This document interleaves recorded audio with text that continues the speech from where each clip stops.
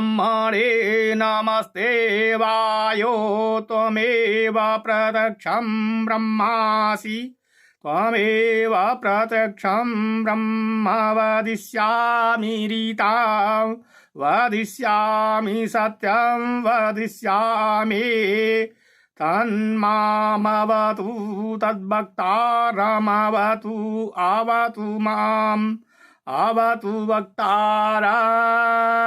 ओम शांति शांति शांति। सब वेद पढ़ई सुविचार बढ़ई बल पाई चढ़ई नित्य ऊपर को अभिरुद्ध रहई रुज पंथ गहई परिवार कहीं वसुधा भर को दिन फेरी पिता वर दो सविता हम आर्य करई वसुधा भर को विदुषी उपजई क्षमता न तजई व्रतधारी भजई सुकति बर को विधवा उबरई सधवा सुधरई सकलंक करई न किसी घर को दिन फेरी पिता वर दो सविता हम आर्य करई वसुधा भर को। मैं पंडित विजेंदु सारस्वत अनंत हरिगोविंद चैनल में आप सभी का स्वागत करता हूं। हिंदू राष्ट्रो विजयताम। और सरकार और अपने बेगाने सब की भ्रिकुटी तन गई। सभी लोग गुरुकुल को नष्ट करने पर तुल गए और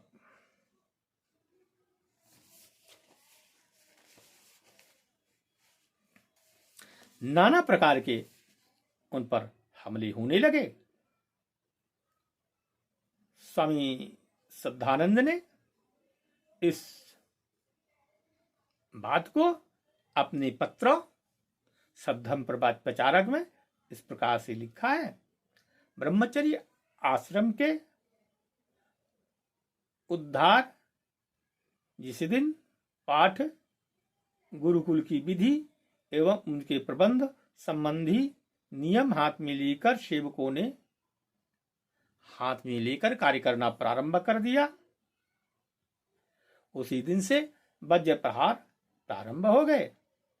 अपने और बेगानों के आर्यों और अनार्यों के सभी प्रकार के पुरुषों से जड़ से उखाड़ फेंकने के लिए नाना प्रकार से प्रयत्न किए गए, किंतु गंगा तट पर जब ब्रह्मचारियों ने पहुंचकर सामूहिक रूप से जंगल में वेद मंत्रों को गुजारना प्रारंभ किया, तब तो आक्रमणों की सीमा ही न रही।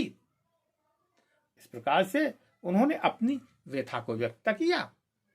इसमें जो है अपनों से माने हिंदुओं में भी थे और बेगानों में भी थे। इस प्रकार से स्वामी जी ने संकेत में उस समय की सभी समस्या वो सब कह दिया जो वास्तविकता थी, जो नहीं कह सके। पंडित मदन मोहन मालवीय ने जो है अंदर अंदर इसका विरोध किया। गुरुकुल कांगड़ी की स्थापना से वो भयभीत हो गए। जब गुरुकुल कांगड़ी का महाविद्यालय ठीक ठाक चलने लगा तो पूर्ण रूप से ईर्ष्या भाव से भर गए और उन्होंने भी लोगों से 40 एकड़ जमीन लेकर के ब्रह्मचर्य आश्रम खोला और आज वो स्कूल के नाम से जाना जाता है। और ब्रह्मचर्य आश्रम इसलिए खोला गया ताकि गुरुकुल कांगड़ी पर नजर रखी जा सके। ये एक बहुत ऐतिहासिक तथ्य है, वरना क्या कारण था आपको इतनी दूर चलकर हरिद्वार में आना पड़ा? आप बनारस में क्यों नहीं खोल सकते थे?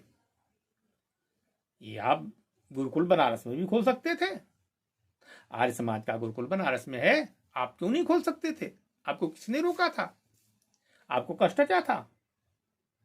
ना ही ये जन्मभूमि, ना ही आपने अपनी जन्मभूमि मालवा में खोली। इसका और बीएचयू की तरफ से गुरुकुल कांगड़ी के ऊपर नाना प्रकार के अवरोध उत्पन्न किए गए, उनका विरोध किया गया। इसका उल्लेख डॉक्टर सत्यव्रत सिद्धांतालकार अपनी पुस्तक संस्कार चंद्रिका में किया है। इनको विस्तार रूप से देखना हो वो देख सकते हैं। और मैं स्वतंत्रता की बात नहीं करता, स्वतंत्रता के बाद की बात करता हूं। अभी कुछ ही समय की बात है जब गुरुकुल कांगड़ी पर स्वामी अग्निवेश, शांदर इंद्रवेश, इस चारों बेसों ने गुरुकुल कांगड़ी पर किस प्रकार से हमला बोला था और गुरुकुल कांगड़ी को किस प्रकार कब्जाने की सोची थी। लेकिन बधाई हो लाला राम गोपाल सालवाले की, उन्होंने हर प्रकार से डट करके मुकाबला किया और गुरुकुल कांगड़ी अग्निवेश के पंजे में जाने से छुड़ाया। ये सभी के सभी कलकत्ता विश्वविद्यालय के मेधावी छात्र थे और शायद कम्युनिस्टों के इशारे पर गुरुकुल कांगड़ी को बर्बाद करने के लिए आए थे। जैसे बौद्धों ने शंकराचार्य को प्रच्छन्न बौद्ध कहा, प्रच्छन्न बौद्ध थे या नहीं, मैं कहता हूं प्रच्छन्न बौद्ध क्यों, प्रच्छन्न वैदिक जो है बुद्ध को प्रच्छन्न वैदिक क्यों ना कहा जाए, और अग्निवेश को प्रच्छन्न कम्युनिस्टी क्यों ना कहा जाए। इस प्रकार से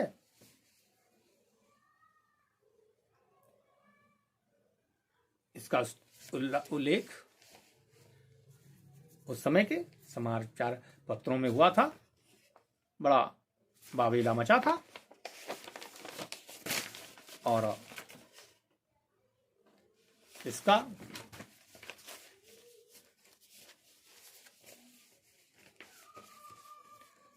यह बहुत दिन तक इसकी उठापटक भी मची थी, इसलिए मैं उसको वही कह सकता हूं। जो पुराने हमारे आर्य समाजी हैं वो इस चीज को जानते हैं। बीएचयू में श्रीमती एनी बेसेंट और मैकडॉनल्ड का आदर के नाम से नाम प्रतिष्ठित है, और अगर श्रीमती एनी बेसेंट की सच्चाई आपको देखना हो तो मेरी पुरानी वीडियो देख सकते हैं। इसी शिक्षा पर वो कभी कुछ नहीं बोले। कोई उन्होंने कन्या गुरुकुल नहीं खोला। बहुत समय तक बीएचयू में स्त्रियों को वेद पढ़ने का अधिकार नहीं था। बहुत सी चीजें हैं जिन पर हम अपनी बात नहीं कहना चाह सकते। आर्य समाज के विरुद्ध उन्होंने बहुत कुछ किया। आर्य समाज ने कन्या गुरुकुल खोला, पर उन्होंने कन्या गुरुकुल क्यों नहीं खोला भाई? क्यों नहीं खोला अपने कन्या गुरुकुल? कन्या, अगर आपको ब्रह्मचर्य आश्रम की इतना प्रेम था, इतना मोह था, तो भाई आपने कन्या गुरुकुल क्यों नहीं खोला? इस प्रकार से, जिस प्रकार से ये काशी हिंदू विश्वविद्यालय के नकली संस्थापक थे, उसी प्रकार से नकली उद्देश्य से ब्रह्मचर्य आश्रम भी हरिद्वार में खोला गया। इस प्रकार से ये परम सत्य है। कन्या गुरुकुल, कन्या की शिक्षा की तरफ क्यों नहीं किया गया, इसका तो उत्तर मालवी भक्तों को देना चाहिए। मैकडॉनल्ड का नाम काशी हिंदू विश्वविद्यालय में क्यों है? श्रीमती एनी बेसेंट का नाम क्यों है? इसका जवाब तो मालवी के भक्तों को देना पड़ेगा। और जिस तरह हिंदू महासभा की स्थापना 1908 में पहले ही हो चुकी थी,